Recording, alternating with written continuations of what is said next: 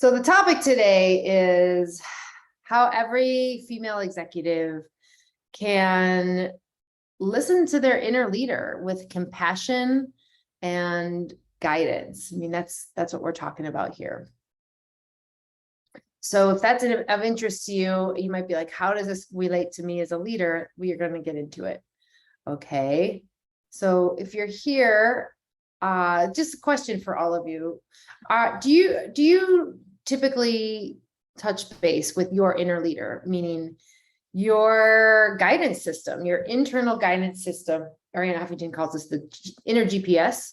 I've heard many names of it. We all kind of know it. It's your intuition, it's your gut. But the thing is that's a big part of our leadership, right? And we also have what I would call these deeper desires that we all operate by, right? These bigger desires and hungers that we have day to day, right? Meaning I really just want to connect with someone. My mentor, Dr. Judith Wright, her work is in this, and she'd call these yearnings, right? And so maybe that word relates and resonates with you too. The idea is that we're not in touch with those, I would say, in general.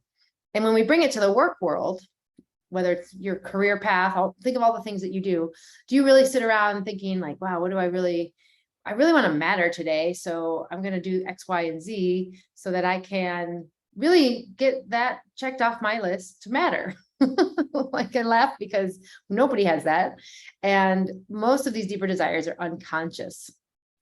We're not thinking about them, but they are tied to feelings and urges that we all have. So when we're not in touch with these deeper desires, like we're just going about our day, we are machines and awesome, productive people and women in the world.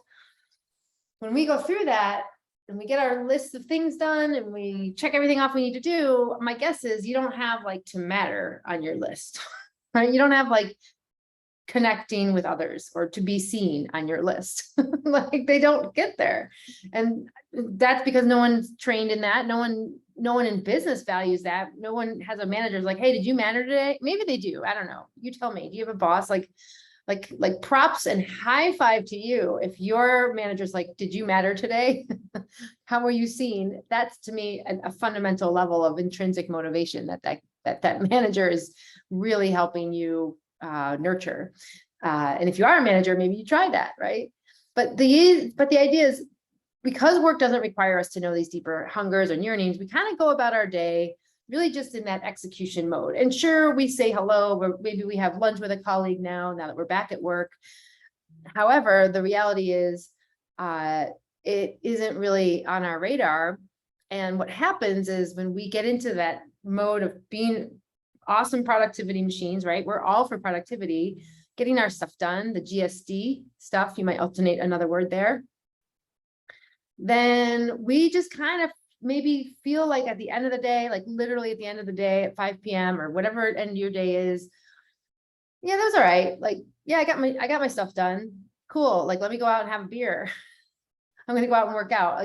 Like you're kind of like on to the next thing. There's really no sense of like that inner fulfillment feeling of knowing, wow, like I totally did this today and I feel really good about it. And we don't have that typically built into our system of what I would say nourishment and self-care. And that's this compassion that I'm talking about. Like when you can like really listen to your inner leader. What are my deeper desires today? What do I want to do?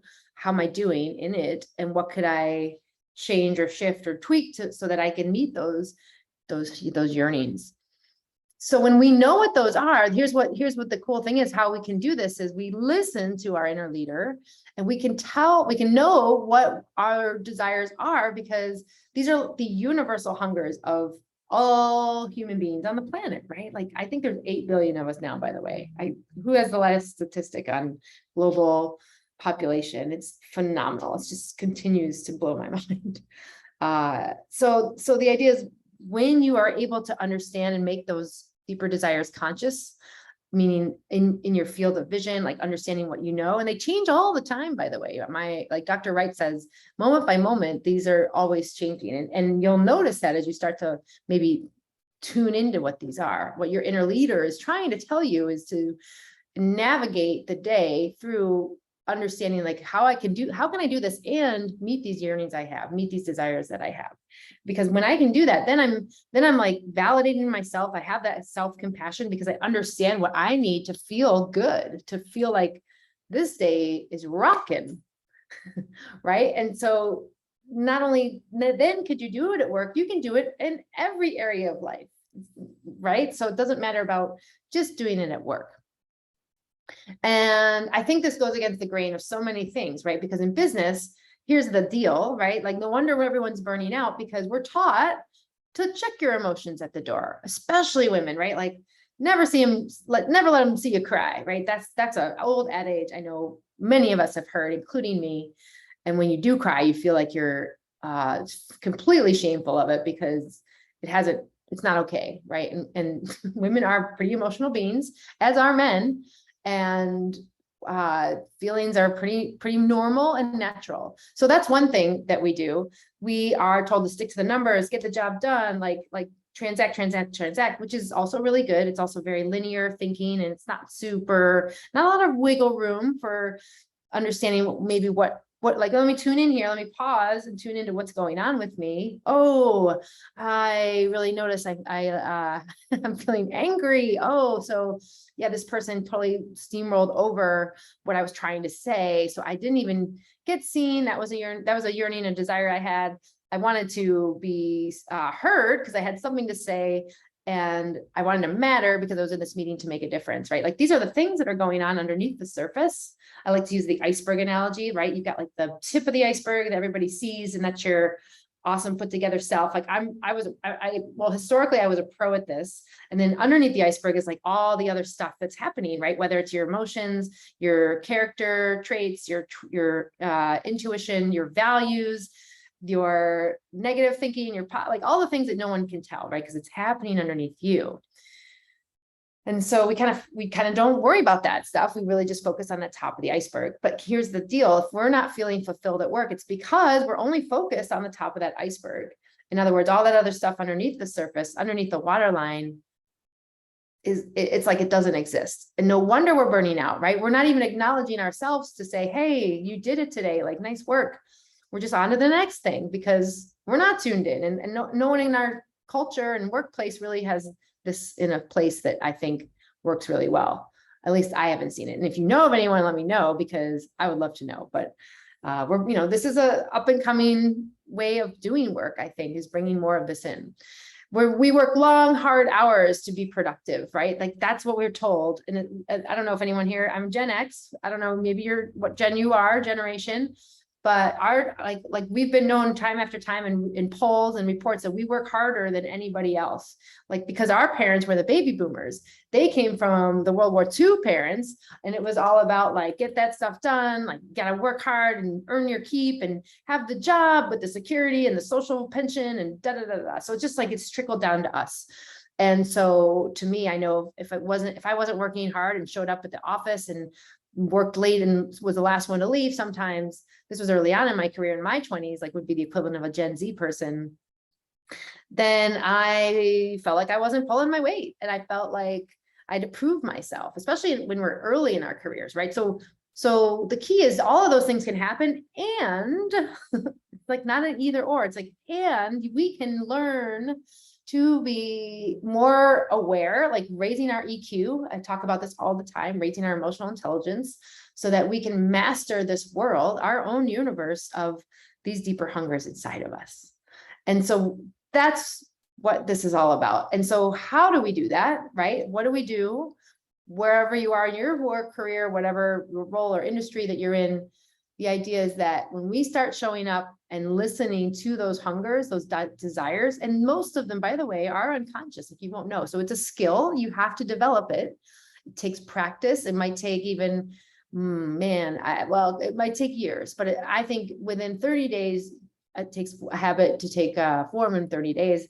My guess is you're going to have like 2 to 3x, a little like 2 to 3 more times awareness about what your deeper desires are than you do right now. And you can start today. How cool is that? Right. And so when you do that, that means you get to start to feel good again about work and what you're doing. And you're living on your terms because you know what? Like, oh my gosh, I didn't get seen in that meeting. I do want to be seen. So what could I do right now to be seen? You start enjoying things again because you're present to these yearnings. If you're present, then you're actually in the here and now, right? We're not in the head of ourselves or behind thinking about all the shoulda, coulda, wouldas. And that was my case. And that's how I burned out. And that's really easy to stay stuck and overwhelmed when we're in those spaces. When we are understanding what we really desire, what our inner leader is trying to tell us, we are authentic. Like that's our authentic leader, everybody. We're always talking about like, how do we bring our full selves to work? Well, here's how you do it. You understand yourself first, and then you can work on figuring everybody else out, whether it's your team, your whole company, if you're a C-suite person there, if you're a VP, or if you're just maybe you're entry level, you just started. All of it is on you. This is a personal responsibility, because imagine if everyone at work, oh my goodness, like if everyone at work knew what their core desires were, and then they actually fulfilled them, like what a world that would be. And we're not there yet, but that's the vision, right? And it's possible because this is all learnable. So then what happens, I think, as well, is we don't end up in that critic mindset. And this is also how we can feel empowered and confident, because we get to shift those thoughts where we focus on the negative and we say like, oh, like judgy comments and stuff, where we're like, oh, why did I say that? Like, that was really smart, Rachel. Like, well done. You just made a goof of yourself. No one needed to hear that or whatever, you know? So the idea is like, well, I actually want to make a difference in this meeting. That's another core yearning. And I feel afraid to speak up. So how can I actually make a difference in this meeting? Well, even though I'm afraid to speak up, I think it's worth it. So you start taking more risks. You start understanding maybe what is holding you back, because there's all kinds of stuff underneath that iceberg underneath the surface that is preventing you from living the dreams that you want, to being fulfilled as you are, right? And so that's what I think is so exciting. So here's the thought about it. So the first thing I think anyone can do to kind of start doing this is to just know that at all times, whether you're present to it or not, or know it, you have these deeper desires going on moment by moment, as Dr. Wright would say. So right now, just stop, right? Pause with me. A pause is an intentional shift in behavior.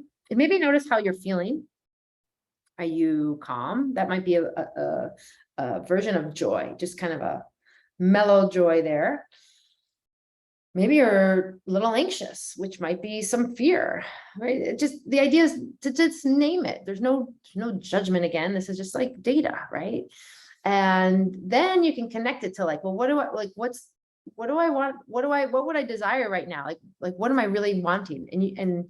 And this is really cool, because then you get to start to look with the flashlight underneath the iceberg, right? And be like, what is there going on? So just right now, as you're thinking right with me, as you listen to this, kind of noticing how you're feeling. What is a desire I have right now that could be one of these core hungers you have right now in this moment, not yesterday, not maybe one that was really strong earlier today, like right now, because this is you practicing being present. This is mindfulness. This is it. So for me, I'll just go with this. So I am wanting to make a difference, which is why I have paused practice.